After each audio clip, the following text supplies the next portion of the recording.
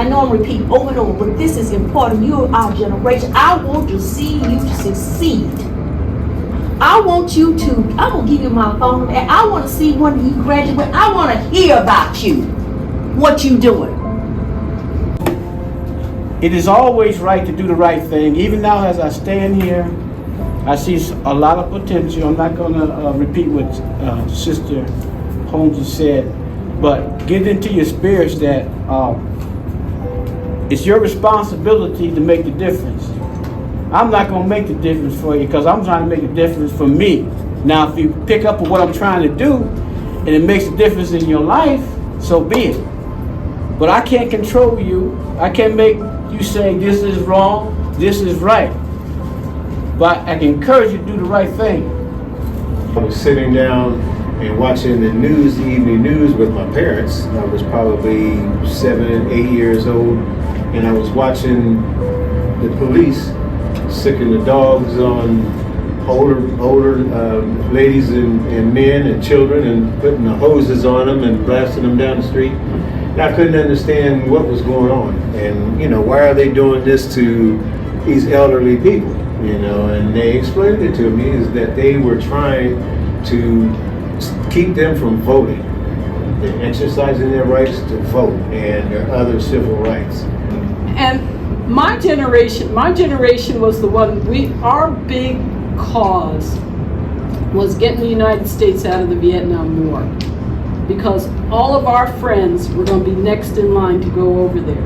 Because they were turning 18, they were the ones getting their draft cards, and they were the ones whose numbers were going to get called up. And we were going to have to say goodbye to them, maybe forever. So we would show up at school, find out where the rally was, and then go to the rally. We'd come to the steps of the school. Okay, where's the rally? Columbia University, and we'd take the train uptown. And we'd go and we'd hear the speakers, and we'd go on the marches, downtown, uptown, crosstown. And we'd stand, we had our little encampment very often at the bottom of Central Park, West 59th Street, Columbus Circle. If you've been to New York, you might have been around that circle. And we'd stand at the gates of the park and we'd sing protest songs. I mean, we were performing arts high school. This is what we're supposed to do, and do skits.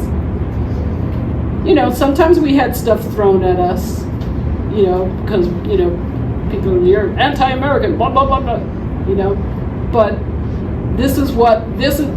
our hearts were there to the point that we weren't going to school that day. We were going to the protest rally. Who you associate with? Who gives you good advice? When I first went, this just came to mind. When I first went in my first teacher job,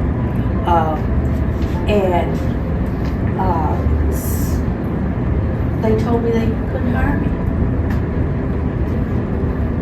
And I had my degree, I had taught school. They couldn't hire me. I came home with my husband and I just cried like a baby. And he said, dry your tears up. And he says, let's take some other action. So what I did, I went into industry. But what I did do is that I ran for the school. When I ran for the school, I didn't think I was going to win young people. But I was mad, I was angry, I was upset. Because they wouldn't, put me on the board. Well, this little black lady won. And that's where it started. And I remember the day that Martin Luther King was assassinated. I remember that day because we were driving home in the car from a debate team. I don't know if we had a meet or a practice, but my mom was driving the car and we heard it on the car radio. And my mom started crying so hard that I thought we were going to crash. I said, pull over, pull over, pull over. And we pulled over to the side of the road and we just cried and cried and cried till we didn't cry anymore, and then we crept home.